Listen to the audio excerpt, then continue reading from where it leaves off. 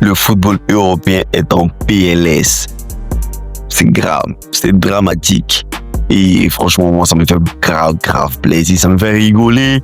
En même temps, j'ai un sentiment de joie, d'extase et de déception, en fait. Voilà. Depuis très longtemps, nous a bassiné comme quoi le football européen est le meilleur du monde. C'est à l'image de la NBA. Et tout le monde entier pratique le basket. Mais lorsque tu es champion NBA, on te considère comme la meilleure franchise du monde. Ou du moins, la meilleure équipe du monde. On l'a vu au JO, où les États-Unis ont galéré parce qu'à la Coupe du Monde, ils ont perdu face à l'Allemagne.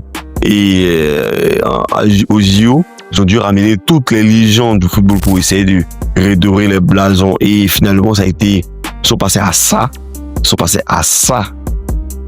D'une humiliation. Pas qu'ils n'étaient pas compétitifs dans le match, mais les Français avec une équipe assez très moyenne parce qu'il y avait qui en face? Victor Wembanyama, Evan Fournier, Rudy Gobert, même si c'est des gros noms, mais ça n'a rien à voir avec la qualité de LeBron, de Kevin Durant, de Joel Embiid, de Jason Tatum, Tyrese Haliburton, Devin Booker. Franchement, ça n'avait rien à voir. Et c'est ce qu'on constate aujourd'hui au football. Depuis trop longtemps, on nous a bassiné le fait de savoir que le football européen est le meilleur football du monde. Lorsque tu es champion, lorsque tu remportes la Ligue des Champions, c'est que tu es considéré comme le meilleur club du monde. Aujourd'hui, c'est avec Botafogo qui n'est même pas, à mon sens, à ce que je sais, même pas champion du Brésil.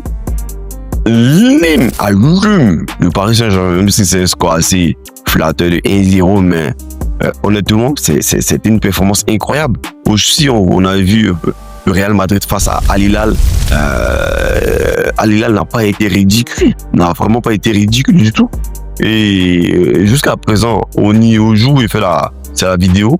Le football sud-américain n'a perdu aucun match dans cette Coupe du Monde des clubs et c'est incroyable.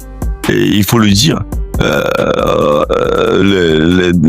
C'est pas parce que on a la meilleure médiatisation, le meilleur stade, les meilleures infrastructures, les soi-disant meilleurs joueurs où on arrive à tirer tout le potentiel du football en son championnat qui nous fait de facto le meilleur championnat du monde. Et on le constate qu'il y a des clubs qui n'ont pas vraiment les structures, qui n'ont pas vraiment les moyens et tout, qui sont dans des championnats assez régulés, assez peu médiatisés aux yeux du monde entier, mais qui arrivent totalement à rivaliser avec les gros clubs, les clubs qui sont censés être imbattables pour ce genre de niveau-là.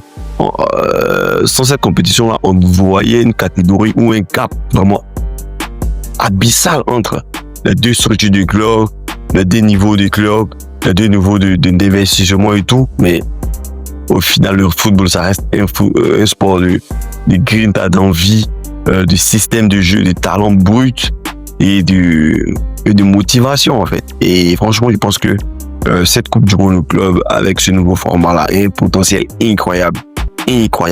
Et honnêtement, je pense que si les moyens sont mis en place pour pouvoir développer ce système-là, je pense qu'il a le moyen d'être aussi pour surpasser la Ligue des Champions.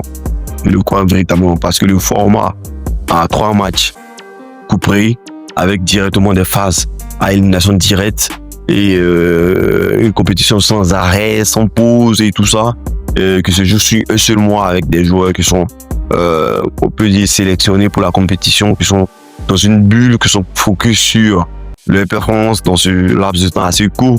C'est incroyable pour des clubs, c'est incroyable. C'est tout ce qui fait le charme de la Coupe du Monde, en fait.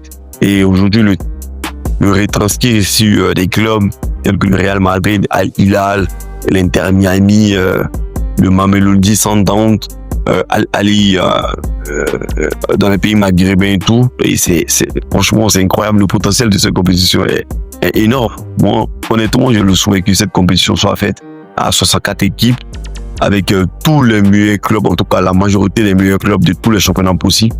J'ai trop envie de voir un ASEC Mimosa contre le Real Madrid. C'est une publicité incroyable pour les joueurs de championnat mineur qui n'arrivent pas à se mettre en valeur et tout, et dont le peu de moyens financiers de leur fédération ou de leur coopération n'arrive pas à les mettre en valeur. Et cette plateforme-là est vraiment incroyable. Honnêtement, je le souhaite que cette compétition soit organisée chaque 2 ans ou au maximum 3 ans, ou qu'il y en ait beaucoup plus. Voilà, pour qu'il y en ait beaucoup plus, parce que c'est incroyable cette compétition, c'est incroyable, le potentiel est énorme. Et pour moi, c'est au-dessus, en termes de diversité, je la place au-dessus de la Ligue des Champions, honnêtement. Et franchement, ces rencontres-là sont vraiment lunaires. Et on se croirait comme une console, en fait, parce que on arrive à faire des matchs tellement improbables et que ça me hype autour de cette compétition-là. Les Européens sont en train d'apprendre une leçon d'humilité, ils sont en train d'apprendre de petits pays, comme ils aiment le dire, de petits championnats, des championnats mineurs, comme quoi c'est eux qui ont le championnat majeur, mais jusqu'à présent, ils ne dominent pas dans cette compétition-là. Et je pense qu'avec la Coupe du Monde de club, le football va changer. N'hésite pas à me dire ce que tu en penses en commentaire. Lâche un commentaire. C'est très très important pour le référencement. N'hésite pas à t'abonner. Moi, c'est l'arithmétique, on est ensemble. Tous.